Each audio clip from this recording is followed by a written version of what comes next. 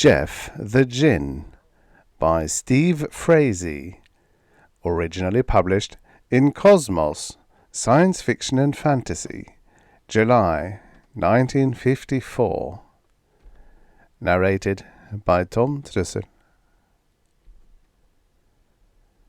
Mrs. Bartholomew Potts dawdled uncustomarily over her mid-morning coffee, weighing pros and weighing cons. In the end, she made two decisions: to wash the percolator and to call in Geoff the Djinn. Not that Arabella wanted to get tough with her husband. Not too tough, that is. Tolly was a good sort, and Arabella was quite fond of him. He made a good living. He still had most of his chest, and a good deal of his hair, at least right above his ears. He took pride in the yard, and he could repair things around the house with a minimum of profanity. And everybody said Arabella and Tolly were still the most graceful couple on the floor, the 1 or 2 times a year Mr. and Mrs. Potts got there. Yes, Tolly was a pretty good, plump, considerate sort of a man, but Arabella decided to have another cup of coffee and let the housework slide for a while. Bartholomew Potts was getting a bit out of hand with his table talk of outrageous dishes he was forever reading about in adventure stories and historical novels. He could comfortably overlook 100 unfamiliar words describing a ship, such things as tumble-bome and ratlins or ratlines or whatever they wanted to call them. He never bothered to frown over Chinese, Abenaki, Arabic, or French expressions, or most of the other items authors use to show their own knowledge. But just let any writer try to get past Bartholomew Potts with mention of a strange food. Then the encyclopedia took a beating, and the librarian downtown got that harried look again. Mr. Potts's philosophy was that information, like happiness, was not much good unless shared. "You know," he'd say while cutting the best steak Arabella ever prepared, "I can understand how whale blubber, properly seasoned, would be quite tasty under certain circumstances." Or, while helping himself to another substantial slab of rolled roast cooked just right, he'd say, "You know, there's no reason to believe that one's moccasins wouldn't be nourishing if boiled soft. Of course, you'd have to have a little salt. Now, in this story I'm reading—" Lobscouse. Mrs. Potts hated the very sound. Pois, snails. A fat white dog roasted by Arapaho scores. Balooks. Select parts of caribou offal. Rocky Mountain oysters. Shark flippers. Haggis without the oatmeal. Beaver tail soup and glumper eyes were just a few of the wonderful tasty dishes Tolly knew all about from his reading. Yes, it was about time for Geoff the Djinn. Geoff was strictly Arabella's own creation. When she was 7, resting in the shade of a lilac bush on her stomach, she had brought Geoff from a nebulous outer world because all the children in the neighborhood had gone on vacations or were whiny from heat that afternoon, and she needed someone to talk to. He was just the way she wanted him when he appeared and plumped down on the grass beside her. "Warm today, isn't it?" he said politely. "Uh-huh," Arabella said, and looked him over. Right then she decided it would be best not to tell the others about Geoff, because he might be startling if you hadn't worked him out perfectly in your imagination beforehand. Geoff was a happy green, except for his jug-like lavender ears, big blue eyes, and clothes-brush crop of inch-high red hair. Of course, his teeth were pearly white. His hands and feet were just like anyone's, but his body was composed of spheres, big ones and little ones. He wore a short blue ballet skirt, which wasn't odd at all. In fact, Geoff was quite pleasing to Arabella, mainly because he was just exactly the way she'd thought him up. "Why did you call me, Arabella?" he asked. "To talk to." He chewed on a braid of glass. "What shall we talk about?" "Things," Arabella said. They got on famously from the very start. Geoff said he would do anything Arabella needed done, if she couldn't do it herself, and as long as it was not harmful to anyone. As she grew older, Arabella realized more and more what a fine working agreement they had made. At first, she had tried 2 or 3 times to have Geoff give some of the larger, meaner boys in the neighborhood a good beating, but Geoff reminded her gently that lumps on the head were definitely harmful, even to large, mean boys. But several times Geoff did small jobs for her, tasks she couldn't do herself, and which were not harmful to anyone. Once he helped her out with a backyard magic show. Every now and then she met old acquaintances who remembered her best by that show. Then there were years when she hadn't called for Geoff at all, what with going to Brownie Scout camp, going with boys, school, college, getting married, and raising 2 sons and a daughter who came around now on holidays or when they had to add to or detract from the various trunks, boxes and bales they'd stored in the basement. Come to think of it, just talking to Geoff the Djinn after all these years would be rather nice. Of course, she mustn't forget the real reason for calling on him. She was pleased with how easily she remembered the proper way to chant the magic words. Geoff popped right in. He didn't look a day older. Of course, he'd grown to keep pace with Mrs. Potts. For a moment she thought he was going to say, "Put on a little weight, haven't you?" But he didn't. "Warm today, isn't it?" Geoff said politely. "Uh-huh," Arabella said. Geoff sat down and chewed on a broom straw. "What would you like to talk about today, Arabella?" "My husband, Bartholomew Potts. He's giving me a little trouble." She told Geoff the Djinn all about it. He thought carefully.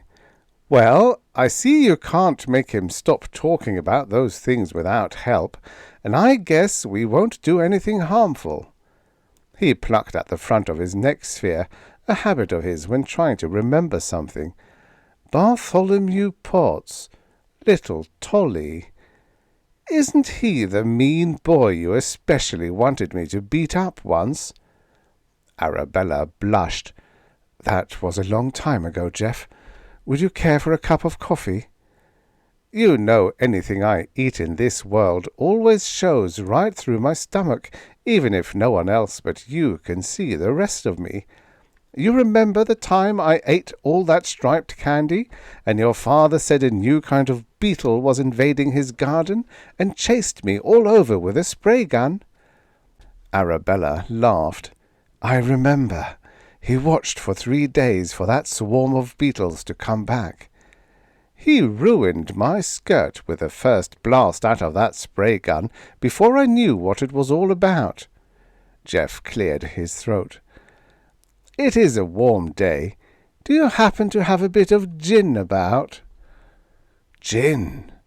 Geoff blushed a dark green. "Well, once I investigated a bottle that I thought had my name on it. You know how spelling always confuses me. Well, I sort of developed a liking for gin, even after I found out that wasn't the way to spell my name. Just a little now and then, of course." He sighed, and all his spheres heaved out and in. "It is a very warm day, you'll have to admit." He blinked his big blue eyes so appealingly and, looked so helpless and wistful that Arabella could not deny him. "Tolly does have a bottle or so of that stuff around. Now let me think." "Don't bother," Geoff said hastily. "I know where it is." He did, too. For a while, Mrs. Potts had some trouble getting used to seeing 5 large drinks of gin sloshing from side to side in Geoff's stomach when he moved. But after a time she thought it natural enough, considering that some people might have thought Geoff the Djinn rather odd just by himself, even without the visible gin. He was thoughtful for a long time, his face glowing just a bit greener than the rest of him. "I have a plan or two," he said at last. "Nothing harmful, of course. Now, if we could seal our pact with, say, just one small one?" The small one was as large as the 5 previous ones. "You realize that's habit-forming, Geoff," Arabella warned. "Not if one knows how to control it, and who should know better how to control gin than a gin?" Geoff laughed and laughed until suddenly he hiccuped. "Pardon me," he said quickly. For a moment he looked worried. "You know that I've always been invisible to anyone but you, and that any sounds I make are inaudible to anyone but you?" Arabella nodded, looking thoughtfully at the almost empty gin bottle. "Well, that is, I've discovered that any sounds I make as a result of gin drinking are quite audible to anyone. I nearly scared old Mrs. Pilsudski to death the other evening while strolling through her garden. Purely unintentional, too. I just thought I'd better warn you." "I don't drink gin," Mrs. Potts said. "When others are present, you'll simply have to restrain those sounds." "Sometimes I can't." "Then you'll simply have to skip the drinking." "Sometimes I can't help."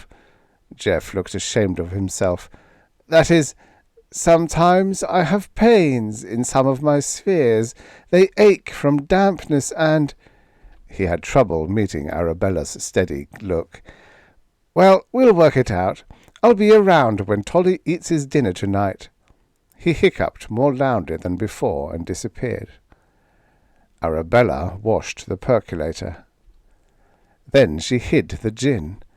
She knew it wouldn't do any good, but she hid it anyway. "Maybe his spheres do ache at times," she thought, "or perhaps the severe strain of the war." She began to plan a stew for dinner. If anyone knew about stews, Mrs. Potts was the one. Bartholomew was in fine fettle when he came home. He almost kissed Arabella before telling her about the big sale that walked right into the office. "It's not every day that anyone sells 20,000 feet of CMPs." Arabella had long known that CMP meant circular metal pipe instead of civilian military police. She had never entirely forgiven Tolly for telling and retelling about that perfectly natural mistake all these years. If she had been teetering just a little over the thoughts of what might happen to Tolly when Geoff went to work, mention of those CMPs tipped the balance. Tolly rubbed his hands briskly. "How now, what's for dinner, wenchy?" he asked. For once, Arabella wasn't irritated by the noun. She smiled. A surprise. Tolly whooped and yelled in the shower when he turned it on cold just before getting out. "A little cold water never hurt anyone," Tolly always said. "Think of wading the St. Francis River with Major Roberts and his men. Did they complain about a little cold water?" He was dressing and singing what he thought was a marching song of the Foreign Legion, the tune at least, when Geoff came into the kitchen. Though there was no use in being quiet, Geoff pointed to where Arabella had hidden the gin in the vegetable compartment of the refrigerator and held up one finger questioningly. "Just one," Arabella said. "What's that, dear?" Tolly called. She didn't answer. "Just one more chance," she began to sing. "We'll have to go to another dance sometime," Tolly yelled. Arabella was happy to see that Geoff took only one small drink. He sat down in the corner and folded his hands over his stomach, but the drink showed just the same. Mr. Potts was on his third helping of stew when Arabella saw it coming. He always mentioned those terrible foods just about the time he was full. "You know," he said, pushing carrots aside with a spoon and selecting potatoes and meat, "pemmican is most sustaining and tasty. You could call it the K ration of the Indian. I think I would have been quite fond of pem-pem." His stew was gone, and there on his plate was a dark buckskin pouch that appeared to have been carried under the armpit of a Cree Indian during a 1,000-mile trip in hot summer. What's—" Mr. Potts said. "Pem-pem," Arabella explained. "Most sustaining and tasty. You could call it the K ration." "I know," Tolly said absently. Gingerly he explored the contents of the sack. They bore a remarkable resemblance to dark brown dried paste. "How do you know this is pemmican?" "You can tell by the rancid smell of the fat, the dried leaves from the berries, the squaw hair mixed in." Arabella leaned closer. It looks like a mouse." Tolly closed the bag hastily. He laughed loudly, so heartily that Geoff, who had been dozing a little with an angelic smile on his plump face, jumped and caused his gin to sluice around wildly for a moment. "I hear a slight swishing sound," Mr. Potts said. He grinned at Arabella. "You always were quite good with those sleight-of-hand tricks, dear. But don't you think—" He blinked as the pemmican disappeared. "You've been practicing again with that magic set the kids left in the basement." Mrs. Potts smiled. She seemed concerned when Tolly decided he'd eat his dessert later. Bartholomew Potts went into the yard and studied his petunias thoughtfully. That evening Mr. Potts was in charge of a battery of 40-pounders on a man-o'-war of the East India Trading Company, busily bombarding the walled city of Manila. When darkness came, he led a small party ashore in the longboat to determine exactly what damage had been done. He had many adventures, and also had his life saved by an exotic Filipino girl who introduced him to wonderful native foods in an airy bamboo shack on the Pasig River. He left regretfully to join his men, and led them back to the ship just before dawn. He was fully restored when he put the book aside. So restored that he went to the kitchen and ate the dessert he hadn't wanted at dinner. Then he had a sandwich or two, and wondered a little about that girl on the Pasig. Geoff was in the kitchen when Arabella came in to start breakfast. He charmed her by telling her how nice she looked, and what a fine thing it was for women to take a little trouble to make themselves look presentable during breakfast. She wasn't nearly so charmed to see the mixture he was making in a skillet on the stove.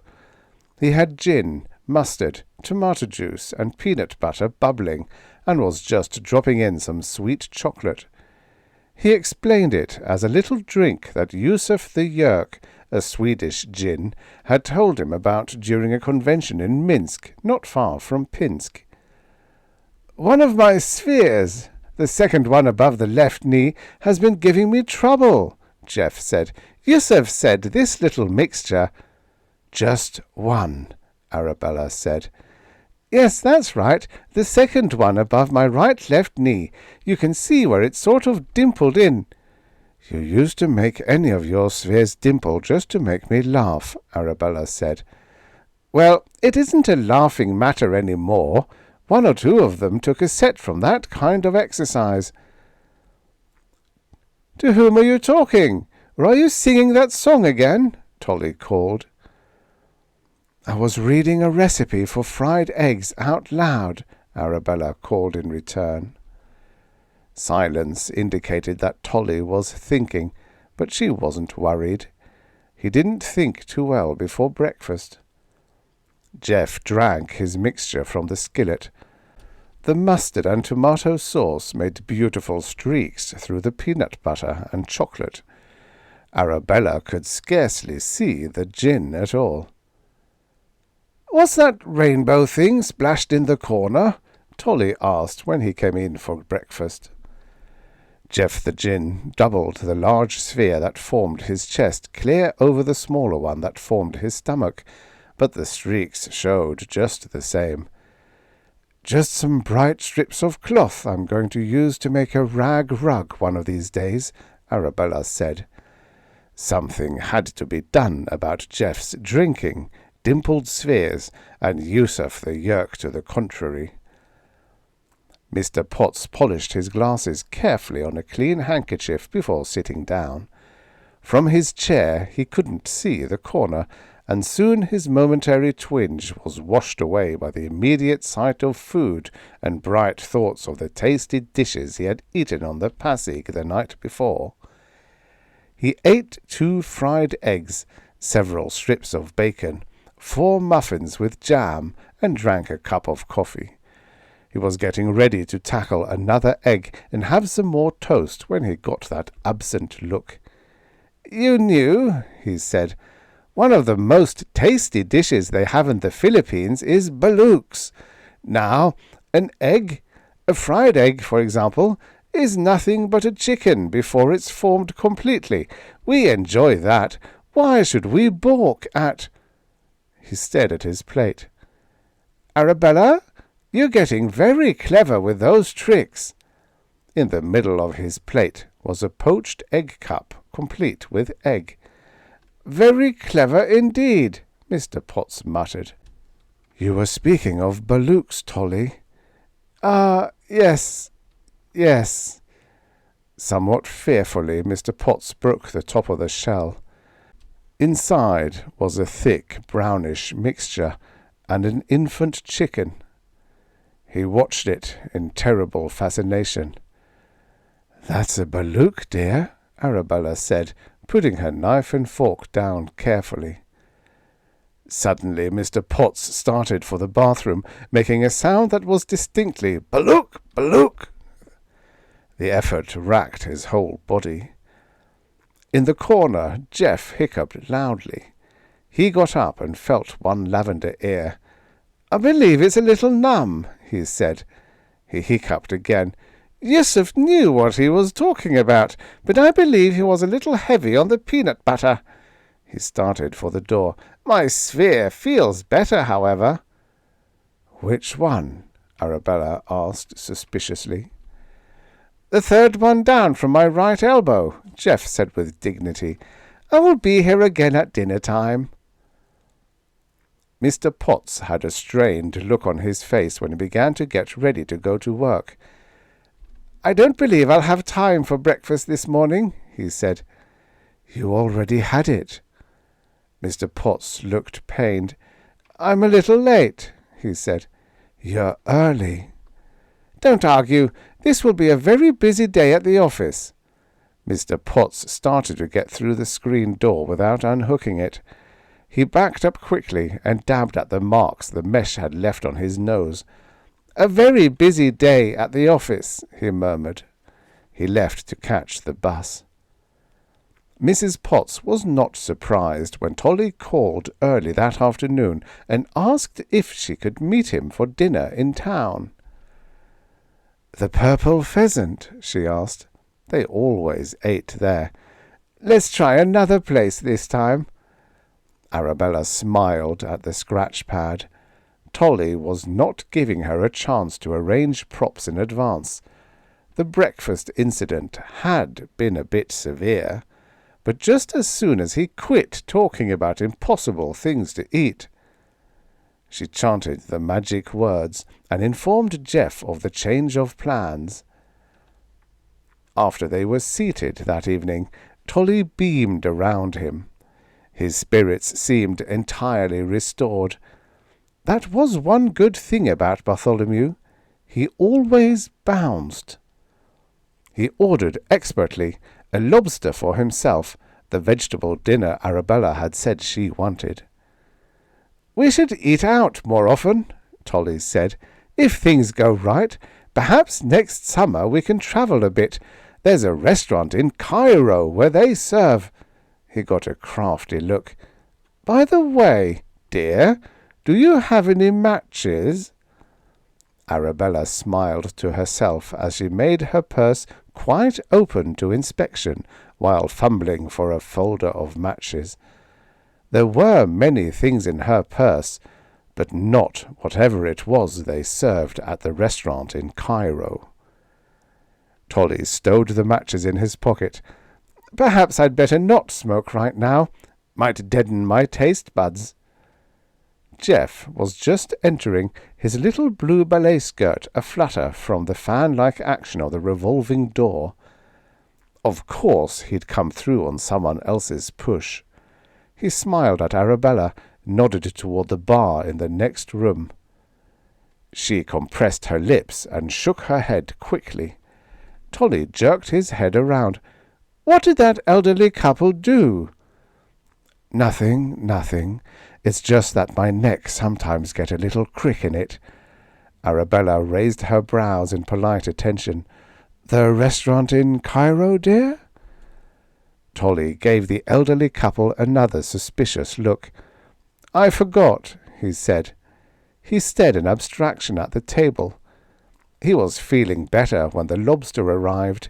He lectured on common mistakes ordinary diners make in taking a lobster apart, using his fork as a pointer. He really knew his lobster. "That's wonderful," Arabella said. "I'm afraid I'm just a small-town girl. Vegetables, salads, unromantic things like beef and lamb." "Nonsense! It's the way you look at things. A lobster is a most natural food. So are many things that inexperienced people might think strange. For example, there's nothing so tasty as a boiled moose's nose." Before his eyes, the unconsumed lobster resumed its position in the shell and crawled off his plate. It was replaced by a large mass of dark meat that needed a shave around the edges. Two great nostrils stared up at Bartholomew Potts on either side of a dark triangle. The tasty dish was as large as a portable typewriter and the colour of a steamed rubber boot. "Holy! Tolly went speechless for a moment. Then he found his voice, and it was a loud one. "The mess is quivering one nostril at me," he yelled. Arabella tried to speak calmly. "So it is." She scowled at Geoff, who shrugged innocently and motioned with his thumb toward the bar. "No, not even one," Mrs. Potts cried. "Yes, they are," Tolly yelled. "Both of them are quivering at me." People were showing interest. Geoff just smiled and worked his thumb. "Just one, you blackmailer," Arabella said. Tolly was still held by the great lump of flesh. "I said both of them, and don't call me a blackmailer." A waiter was coming briskly. "What's the trouble there?" he called out. "This moose's nose," Tolly cried. It's... The nose went back to New Brunswick. The lobster crawled back on the plate and unshelled itself neatly. One claw clacked when it caught on the rim of the plate, but the lobster shook loose and had settled down to be eaten without protest just before the waiter arrived. "What's this moose-nose stuff?" The waiter was the large, harried, unfriendly type. He looked with sharp suspicion at Mr. Potts and frowned at diners who were examining their food critically. "Why, Mr. Potts couldn't take his gaze off the lobster. "It moved," he said weakly. Arabella was looking with fierce intensity at the back of Geoff. His little blue skirt bounced daintily as he ducked into the bar. The waiter followed her frown and opened his mouth wide to say, "Aha!" He observed that Arabella was rather pretty, and he liked the plump type better than any. He bent his blackest scowl on Tolly. "For shame," he hissed, "getting that drunk before dinner." Just before they left, which was soon, Arabella saw Geoff follow a man through the revolving doors. Geoff patted his lips and smiled. Then he looked alarmed as his second-largest sphere jumped a little. His djinn was bouncing up and down like a puddle pelted by rain. The next day was Sunday. Mr. Potts was preoccupied at breakfast, though he ate well. He seemed to go about his business in the yard competently, Arabella thought as she did the dishes. But once Tolly held the nozzle of a hose attached to one hydrant and turned a valve on a hydrant that had nothing attached to it. Water ran all over his feet while he looked for kinks in the hose. Lucas Scutney came over for a snack in the afternoon.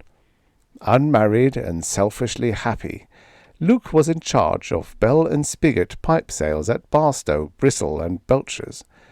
When he wasn't telling Tolly how much more durable Bell and Spigot water pipe was than CMP's, he was talking about foods he'd eaten on camping trips before he grew too old and busy to go camping. Tolly didn't mind the pipe slander, because anybody knew that CMPs were the best things ever devised to carry water under highways and railroads, but he did resent Luke's complacent harping on hunter's stew and such like. Luke never let Tolly really get started. He was as impolite as any old friend can be. "Did you ever eat haggis without the oatmeal? Or even with the oatmeal, Tolly?" Luke would say, or slum, or rattlesnake meat, or elephant feet, or whatever Tolly was talking about at the time. Of course, Tolly had to say, "No, but I read—" "Well, I ate what I'm talking about. That makes a difference, you know."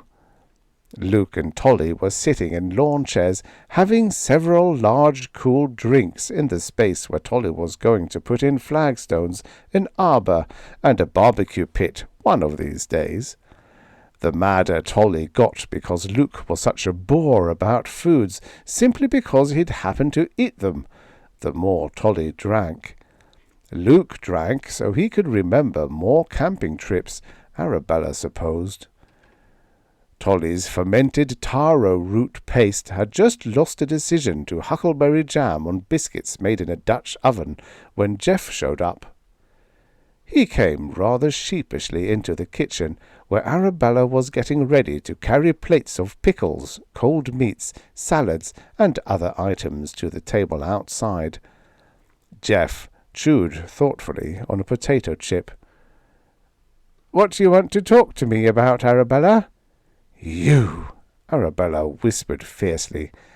"You did fine last night, between your blackmail and that nose-quivering business." Geoff shifted uneasily and glanced toward the oven where Arabella had hidden the last bottle of gin. "If you think his nostrils quivered on that plate, you should have heard him snort when I checked up to see if he'd got his nose back all right." Geoff sighed with his larger spheres. "It was most unnerving." He glanced significantly at the oven. "Not even one," Arabella said. Geoff the Djinn blinked his big blue eyes and looked sad. He sighed so heavily that every one of his spheres went in and out, even the small ones right above his feet and hands. "I don't work well when I've been unnerved. It was damp in that swamp where I had to go to see the moose, and now my left shoulder sphere is paining." He was silent, listening to the talk outside. Luke Scottney was inexorably pinning Tolly down to the admission that, though Tolly had seen the bird's nest soup on the table next to his in a Chinese restaurant, he hadn't actually eaten any himself. "Well, I ate this mud-baked bass," Luke said. "That makes a difference, you know." "I might be able to work the visitor into my plans," Geoff suggested, glancing again at the oven. "Just one," Arabella said, observing that Geoff had read her mind and was striding toward the oven. "Just one," Geoff promised. "Have you a few teaspoonfuls of garlic salt, a small jar of horseradish, and some bitter chocolate? I'm going to make a little painkiller of my own that will confound Yusuf the Yerk when I see him at the convention in Durban this year." Arabella was a little disgusted with Lucas Scottney and Tolly. They regarded the lunch as something to nibble at between drinks. She ate a little herself and went back to check on Geoff. Geoff was using a saucepan to heat his painkiller. All the gin was gone. The odour from the pan, where chocolate-covered shards of horseradish bubbled under a coat of garlic salt, was enough to stagger a dog raised near a salmon cannery. "I found some red peppers in a jar and a little chili powder," Geoff said. "To play safe, I added some peanut butter from Yusuf's recipe, but not as much as he always insisted on." He sniffed ecstatically. "Beautiful, isn't it?" Arabella didn't have to sniff. "No," she said, "but I do believe it's helping my sinus." "For sinus trouble, Yusuf has an entirely different recipe. You mix turnip juice—" "One thing at a time," Arabella said. From the yard, Tolly's voice came loudly. "Luke, I wish you'd take that Dutch oven and beans boiled in a covered pit and— He paused to give a large swallow. "Now, if you really want something good, the hump of a bull buffalo roasted over a slow fire made of chips from the same animal—" There came an awful silence from the yard. Geoff stirred his mixture and smiled.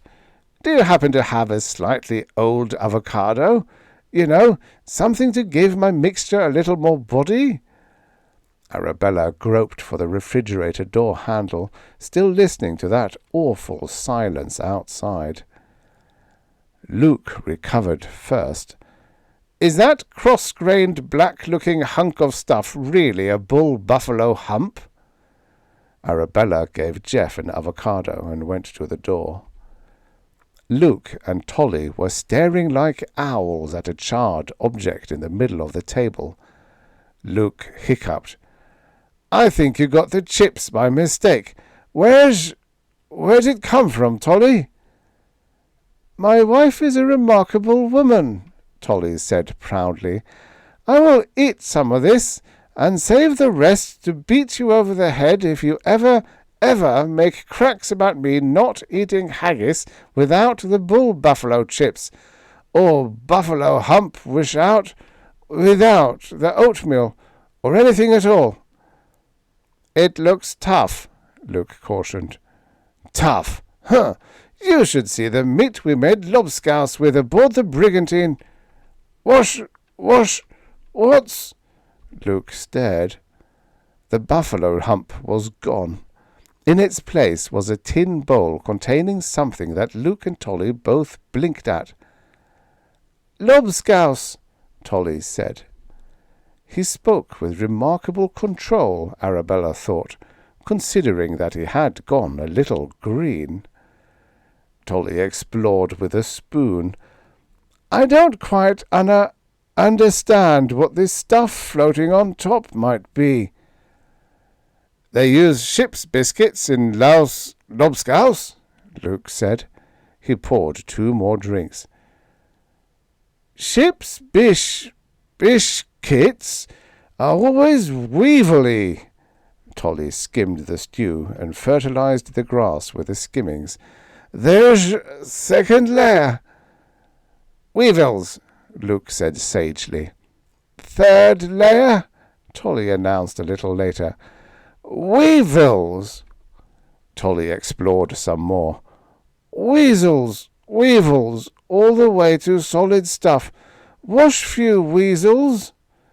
Behind her, Arabella heard a gurgling sound. Geoff had tipped the pan and was drinking. He kept drinking until all the contents were gone. Then he opened his eyes and grinned. "Much better than Geoff the Jinn's recipe," he said. "Invigorates every sphere." He wiped a bit of horseradish from his lips and suddenly got a strange and startled look. His ears and body swapped colours, and his clothes' brush crop of red hair formed into tight walls like cattle bunching up to repel wolves. "Too much peanut butter again," he muttered, and lurched toward the door. "Weaselly lobscouse, loblouse is all right for sailors," Tolly said. "Frankly, I prefer nice wedge of locust pie. You take Walad Sidi Abdallah tribe. Course, they don't know beans about making pie crust, but—" "You take 'em," Lucas Gutney said. He was gazing in horror at a nice piece of pie. From one corner, the segments of a luscious locust protruded deliciously. Luke got to his feet. His face was nearly the colour of Geoff's ears at the moment. Luke made a "Balook, Balook" sound, knocked over his lawn chair, and made for the house. He didn't even see the beautiful streaks in Geoff's stomach as he reached the porch. Geoff was gasping for air and wiping his eyes. Arabella held the screen door open for Luke. "Put the seat up," she warned as Luke went by. "Sidi Walla Ludbullah tribe," Tolly mused, unable to take his eyes from the luscious locust. Suddenly he rose, face piteous.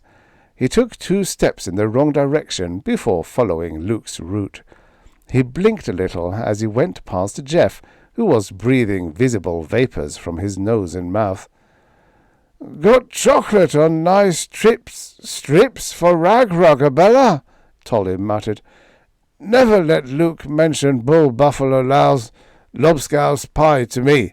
In this house henceforth food will be something to eat, not discourse about." He waved one hand. "Furthermore—" A succession of terrible "Balook" sounds trailed back as he fled to join Lucas Gutney in the bathroom. "Just a dash too much peanut butter, I think," Geoff muttered. He staggered off the porch and went toward the back bench. Early that evening, with Luke and Tolly resting crosswise on the bed in the boys' old room, Arabella had time to go see what had happened to Geoff the Djinn. He had gone where the woodbine twineth, and lay in damp grass at the foot of the trellis. His ears were lavender again, and his body had almost resumed its happy green colour. Nothing showed in his stomach sphere except a few steamy vapours. Arabella nudged him with one foot against his left elbow sphere. Geoff sat up briskly. He chewed thoughtfully on a leaf from the woodbine. "What do you want to talk about, Arabella?" He fell back with a groan before she could answer. For a moment she thought his ears and body were going to swap colours again. "Peanut butter," he muttered. Arabella prodded him with one foot again. "Get up. If you get pains in your spheres from being just a second in a swamp to give the moose his nose, or check on it, think what lying an hour or so in damp grass will do to you. You'll have to follow Yusuf's recipe." Geoff groaned. "Don't ever mention that yerk to me." His spheres seemed awfully loose on the couplings, but he made it to his feet. "I believe you have done the job all right," Arabella said. Any time, as long as you can't do it yourself and it isn't harmful to anyone. Not very harmful, that is."